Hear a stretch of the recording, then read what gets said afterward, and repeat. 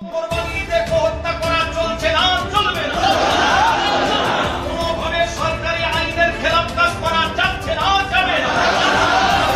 নিয়ে বিরত থাকার ঘোষণা দিয়েছেন বারাসাত 2 নম্বর ব্লকের ইমামরা। সরকারের নির্দেশিকাকে মান্যতা দিয়ে গরু কোরবানি থেকে পুরোপুরি বিরত থাকবেন বলে ঘোষণা দিয়েছেন বারাসাত 2 নম্বর ব্লকের মসজিদের বিভিন্ন ইমাম। আসসালামু আলাইকুম ভিউয়ার্স, দেশ ও দেশের বাহির থেকে যারা আমার ভিডিওটি প্লে করেছেন জানাচ্ছি আন্তরিক শুভেচ্ছা ও অভিনন্দন। আশা করি সবাই ভালো আছেন, সুস্থ আছেন, আলহামদুলিল্লাহ। তো ভিউয়ার্স, ভারতে বিধানসভা নির্বাচনের পর বিজেপির ক্ষমতায় এসেই আগে মুসলিমদের ইবাদতের উপরেই আঘাত করেছে। তারা বিভিন্ন মসজিদ ভেঙে মন্দির নির্মাণ করে অটোমেটিক্যালি তারা পূজা শুরু করে দিয়েছে। ঠিক আগামী কুরবানিকে ইস্যু করে তারা এবার মুসলিমদের গরু জবাই, গরু কেনা বিক্রি করা সকল কিছুর প্রতিই তারা নিষেধাজ্ঞা দিয়েছে। দর্শক, ভারতের আদালত সরাসরি জানিয়ে দিয়েছে যে প্রকাশ্য যদি ঈদের দিনে কেউ গো হত্যা করে তাহলে তাকে অবশ্যই 3 বছরের জেলে যেতে হবে। পরিস্থিতিকে কেন্দ্র করে এখন ক্ষমতা থেকেই যেন গদিটা হারিয়ে ফেলতে যাচ্ছে বিজেপির শুভেন্দু অধিকারী।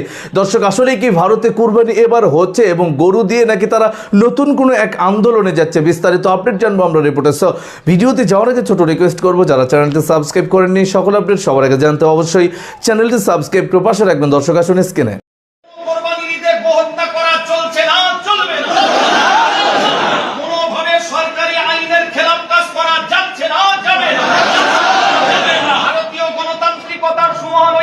বজায় রাখতে হবে। গরুকে চক্রান্ত করে কোন রকমের অশান্তির আগুন জ্বালানো যাচ্ছে না, যাবে না।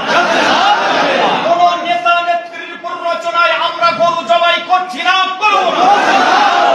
কোন থানার ওসির ভিন্ন বক্তব্যে আমরা কখনো প্ররোচনায় পড়ে গরু জবাই করছি না, করব না।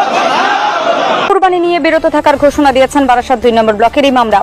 সরকারের নির্দেশিকাকে মান্যতা দিয়ে গরু কোরবানি থেকে পুরোপুরি বিরত থাকবেন বলে ঘোষণা দিয়েছেন বারাসাত 2 নম্বর ব্লকের মসজিদের বিভিন্ন ইমামরা। বুধবার ঈদ নিয়ে আয়োজিত এই শান্তি বৈঠকে ঘোষণা দিয়েছেন তারা। পাশাপাশি গরুকে জাতীয় পশু এবং গরুর মাংস বিক্রি পুরোপুরি বন্ধ করার দাবি জানিয়েছেন তারা।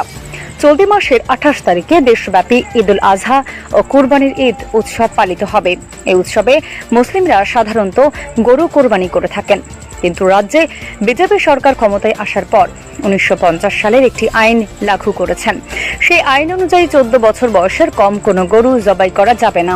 সরকারের এই নির্দেশিকা বিষয়ে সাধারণ মানুষকে সচেতন করতে ঈদ উৎসবের যাতে কোনো রকম শান্তি বিঘ্নিত না হয় তার জন্য শাসন থানার পার্শ্বস্থ স্বস্তি ভিলেজের শাসন থানার পুলিশের উদ্যোগে শান্তি বৈঠক অনুষ্ঠিত হয়। এদিনের শান্তি বৈঠকে উপস্থিত ছিলেন দেগঙ্গার এসডিপিও আমিনুল ইসলাম খান, শাসন থানার আইসি